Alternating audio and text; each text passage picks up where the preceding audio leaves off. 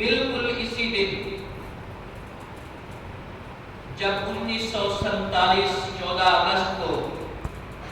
پاکستان کا پرچم لہرایا گیا تھا، ریاست مدینہ کا پرچم لہرایا گیا تھا، اس دن 27ویں شب رمضان المبارک کی 14 اگست 1947 کو پاکستان کا سورج طلوع ہوا تھا۔ ریاست مدینہ کا، مدینہ کی ریاست بلکہ ریاست مدینہ کا سورج طلوع ہوا تھا۔ یوں سمجھے ریاست پاکستان اور ریاست مدینہ یہ دونوں کے لیے عظیم قربانیاں دی گئی ہیں، اور یہ واحد 2 ریاستیں ہیں جن کے لیے مسلمانوں نے بہت بڑی ہجرت فرمائی تھی، ایک ریاست مدینہ کے لیے اور دوسرا ریاست پاکستان کے لیے۔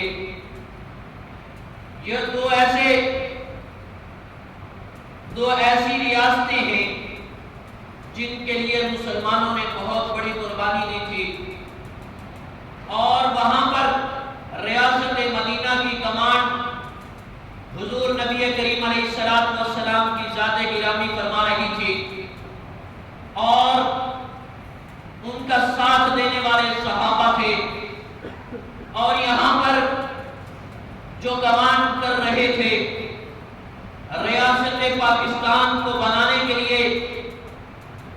وہ حضرت قائد اعظم محمد علی جناح رحمۃ اللہ علیہ اس ریاست پاکستان کی بنیاد کے لیے آگے بڑھ رہے تھے، اس کے پرچم کو بلند کرنے کے لیے آگے بڑھ رہے تھے۔ میں اس لیے یہ آپ کے سامنے آج 14 اگست کا دن ہے اور جمعے کو یہ موضوع کیوں انتخاب کیا ہے، اس کی وجہ یہ ہے کہ بہت سارے لوگ علماء دیوبند پر یہ الزام لگاتے ہیں کہ علماء دیوبند جو تھے وہ پاکستان بننے کے حق میں نہیں تھے، مخالف تھے۔ نہیں میرے بھائی اور دوستو، ہم نے تاریخ کا مطالعہ ہی نہیں کیا۔ اگر ہم تاریخ کا مطالعہ کرتے اور جو الزام تراشی کرتے ہیں وہ مطالعہ کرتے تو وہ کبھی الزام نہ لگاتے۔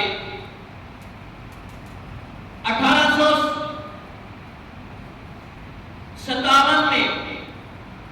علماء کرام نے جب تحریک آزادی کا آغاز ہوا، اس وقت سے علماء نے ایک الگ ریاست کے قیام کا آغاز کیا تھا، اور ریاست پاکستان کا جو خواب دیکھا، جس کی بنیاد رکھی 1947 میں، یہ مت بھولیے کہ علماء کا کردار نہیں تھا۔ پاکستان کے بنانے میں سب سے بڑا کردار علماء کرام کا ہے۔ ان میں سرفہرست حضرت شیخ الامت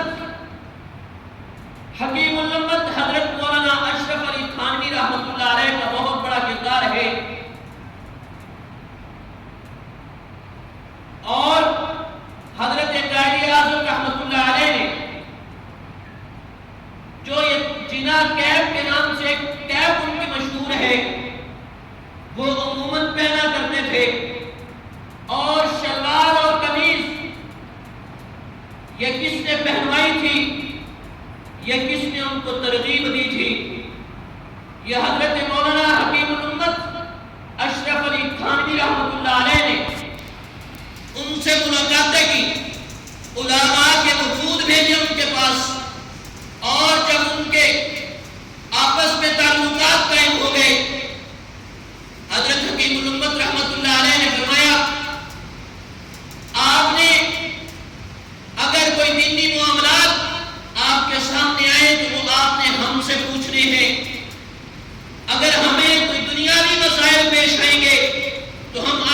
پوچھیں گے، اس طرح ہمارا نظام چلے گا۔ حضرت قائد اعظم رحمت اللہ علیہ نے فرمایا، حضرت حکیم صاحب جیسا آپ فرمائیں گے ویسا ہی ہوگا۔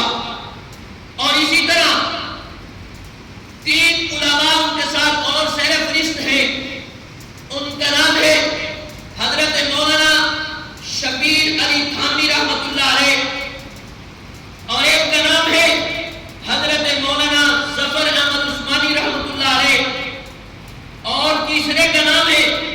حضرت مولانا شبیر احمد عثمانی رحمت اللہ علیہ۔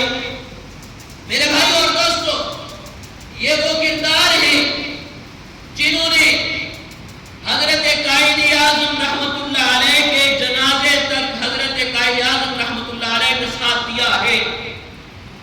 حضرت حکیم الامت رحمت اللہ علیہ 1940 میں ان تینوں حضرات کو، بلکہ دونوں حضرات کو بلاتے ہیں۔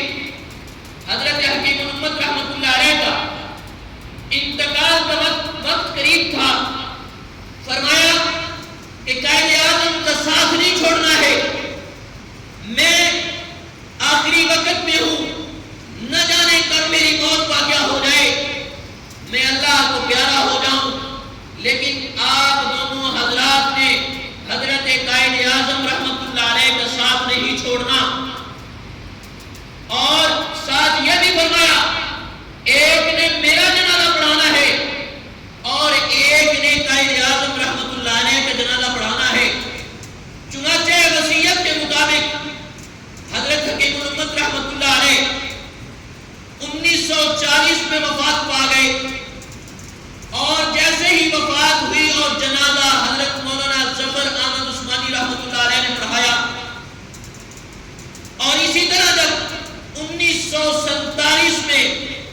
پرچم کشائی کا وقت آیا تو حضرت قائد اعظم رحمت اللہ علیہ نے ڈھاکہ میں حکم دیا ظفر احمد عثمانی رحمت اللہ علیہ کو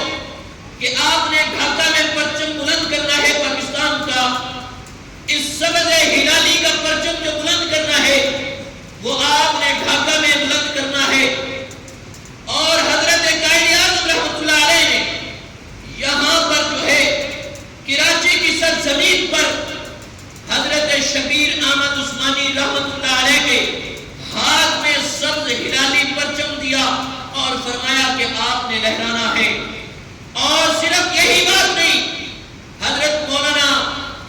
علی رحمت اللہ علیہ نے اس پرچم کی ڈیزائننگ کی تھی، اور پہلا جو پرچم تیار کیا تھا مولانا علی رحمت اللہ علیہ نے تیار کیا تھا۔ لہرانے والا بھی مولوی ہے، بنانے والا بھی مولوی ہے، اور دونوں یہ لہرانے والے تینوں جو ہیں، بنانے والا 2 لہرانے والے، یہ علماء دیوبند سے تعلق رکھتے ہیں۔ اور میرے بھائی اور دوستو، صرف یہ بات نہیں ہے، اور جب لیاقت علی خان وزیر اعظم تھے، پشاور میں زیارت حضرت قائد اعظم رحمت اللہ علیہ کا ایک جگہ ہے پشاور میں زیارت، وہاں پہ قیام پذیر تھے آخری عمر۔ یہ لیاقت علی خان جو اس وقت وزیر اعظم تھے، یہ ان کی ملاقات کے لیے گئے اور ان کو یہ وصیت فرمائی کہ مولانا شبیر احمد عثمانی رحمت اللہ علیہ کو